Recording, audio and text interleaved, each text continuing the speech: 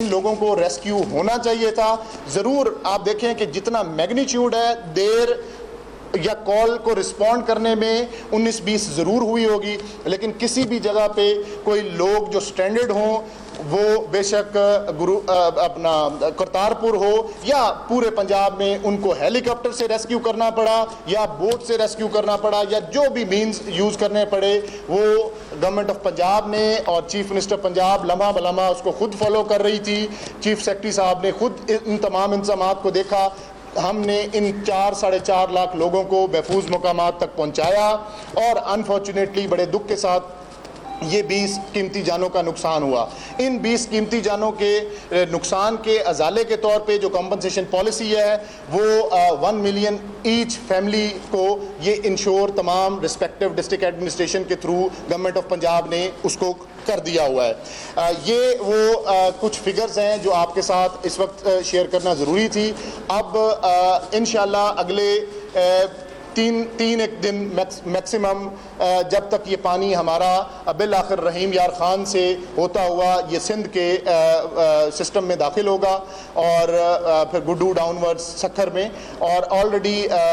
सिंध की इंतज़ामिया भी, गवर्नमेंट भी, उनको NDMA ने प्रॉपरली अलर्ट कर दिया है और वो इस सारी सिचुएशन को देख रहे हैं और अल्लाह से दुआ है कि सिंध इस आफत से महफूज रहे। मेरी तरफ से यही है। अगर आपका कोई क्विक क्वेश्चन है तो मज़ीद बारिशें भी मुतवक्किल हैं, तो आपको लगता है कि अगर बारिशें ज़्यादा हुई की वजह से कोई सैलाबी सूरत पैदा हो जाएगी? दूसरा ही बता दीजिएगा, आपने कहा कि हिफाजती इंतजाम मुकम्मल किए गए, आपकी जानिब से अलर्ट जारी कर दिया जाता है। कल फर्रुखाबाद और दीगर इलाके से डूबे रहे और उसके बाद रेस्क्यू ऑपरेशन शुरू हुआ, इस पर क्या कहेंगे? जी, सबसे पहले तो मौसम की अगर बात करें तो मौसम बिल्कुल आज से अभी भी आप देख रहे हैं कि बाहर क्लाउडी है और पूरे पंजाब में और ख़ास तौर पे जो नॉर्थ ईस्टर्न बेल्ट है, ये हमारी पोठोहार रीजन और गुजरात, गुजरांवाला, लाहौर डिवीज़न, यहाँ पे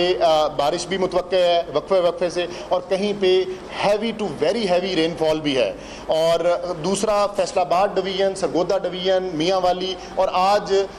हमें खदशा है कि हिल टॉरेंट्स जो हमारे हैं, कोहे सलमान पे, राजनपुर और DG खान, उन पे भी आज कोहे सलमान पे बारिश होगी और जो 13 मुख्तलिफ रोदकोई नाले हैं, इन नालों में भी पानी आने का वो खदशा है, जिससे हमने रात डिस्ट्रिक्ट एडमिनिस्ट्रेशंस को पूरी तरह से ये तैयार किया कि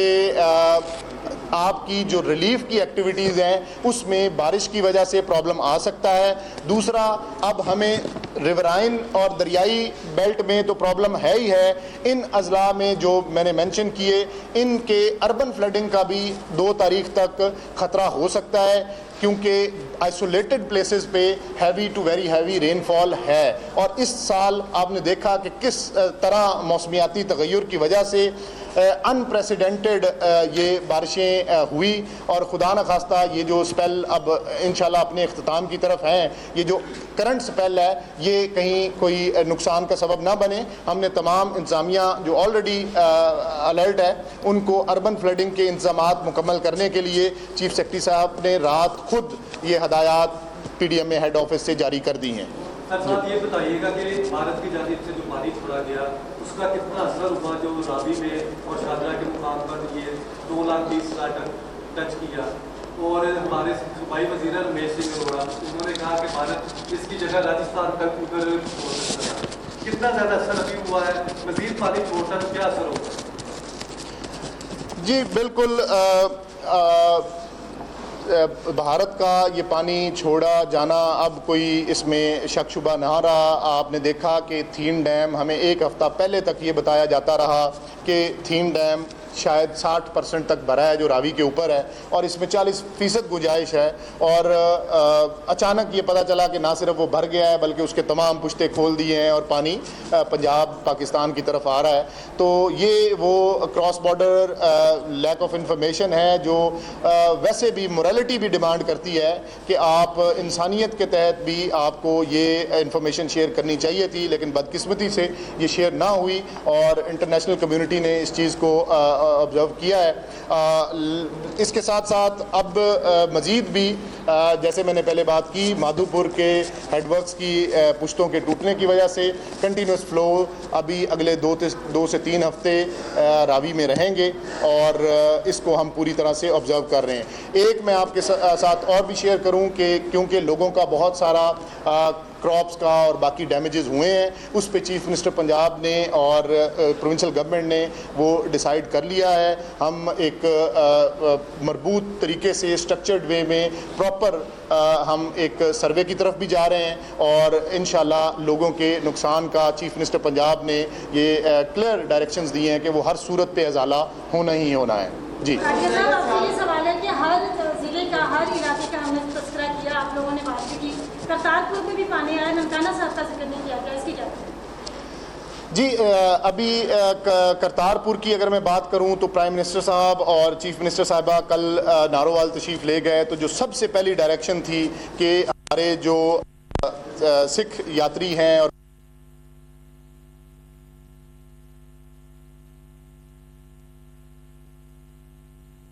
वो करतारपुर पे किया जा रहा है और कल करतारपुर की पार्किंग से, करतारपुर के काफ़ी सारे एरिया से पानी को ड्रेन आउट कर दिया गया और आज तक चीज़ें प्रॉपर नॉर्मलाइज हो जाएंगी।